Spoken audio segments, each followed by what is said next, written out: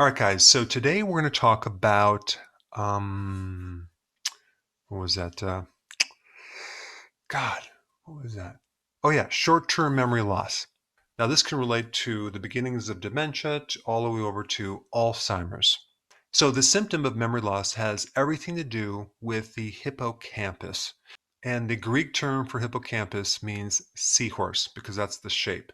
And you have two of them, one on the left side, one on the right side. So that way, if one goes, you have a backup. So related to short-term memory loss, I have some good news and some bad news. The bad news is that as you age, the hippocampus actually starts to shrink, okay? So age is definitely one thing you're up against, so you just have to stay as young as possible. Number two, if you decrease oxygen, you can destroy the hippocampus. Number three, stress will definitely affect the hippocampus. It'll actually make it atrophy and shrink.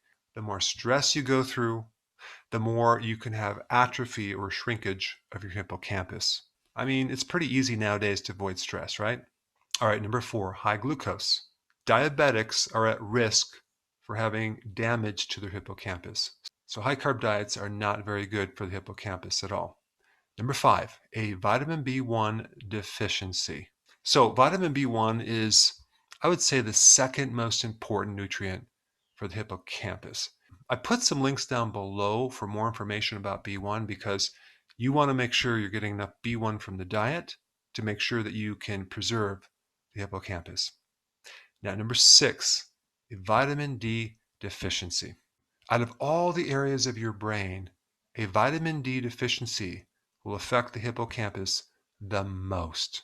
So it's a very good thing that a vitamin D deficiency is very rare nowadays, or else we'd be in big trouble. Now, that was a sarcasm because a vitamin D deficiency is extremely common among most of the population on planet Earth. And number seven, if you have a zinc deficiency, that can majorly affect the ability of your hippocampus to function, resulting in short-term memory loss.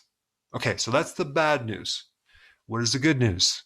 Now, the good news is the hippocampus is one of the only areas of the brain that can completely regenerate.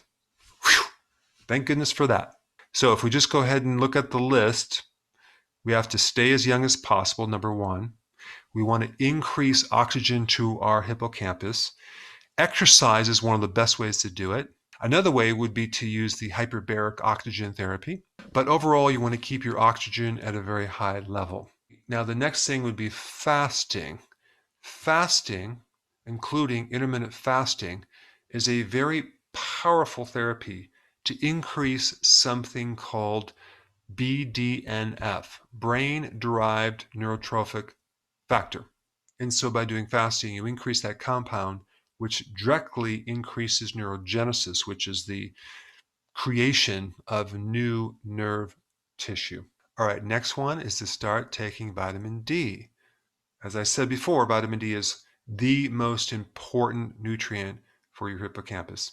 And also start consuming food high in zinc. That would be all the shellfish. Also, beef liver has a good amount of zinc in it, and taking more B1 is very, very vital. I would recommend taking nutritional yeast on a regular basis. And the last thing I want to mention is to decrease your stress as much as possible. Do whatever you can to do that. And of course, applying these other things is also going to reduce stress, especially if you do regular, consistent exercise. The type of exercise that will increase more oxygen. Long walks would be a really good thing. Now, the next thing is increasing your ketones. Ketones are the preferred fuel of the brain, especially the hippocampus. In fact, you're not going to be able to regenerate the hippocampus without feeding it ketones. And there's several ways of increasing ketones. Number one, getting on a low-carb diet. Of course, you probably already know that. If you're new to my channel, I put some links down below of exactly what diet you need to be on. Number two, consuming MCT oil. Very, very important. Medium chain triglyceride fats will turn into ketones, and your brain will actually absorb them in preference to glucose, and you'll see huge benefits. You can also take exogenous ketones. They're called ketone salts, and that will also increase your ketones. They're a bit expensive, so it might be cheaper to take the MCT oil, but more important than MCT oil and exogenous ketones is getting on a ketogenic diet, keeping your carbs low, and that's going to be very, very important in restoring the hippocampus. All right, guys, there you have it. Those are the key things to help you with short-term memory. Before you go, if you have a question about a product, or you're new to keto and you want to know how to begin keto, or you're on keto and you need a debug because it's not going as smooth, I have a keto consultant standing by to help you. This is just for the people in the US. Hopefully in the future we'll be able to answer everyone's call, but I put the number down below so you can call and get some help.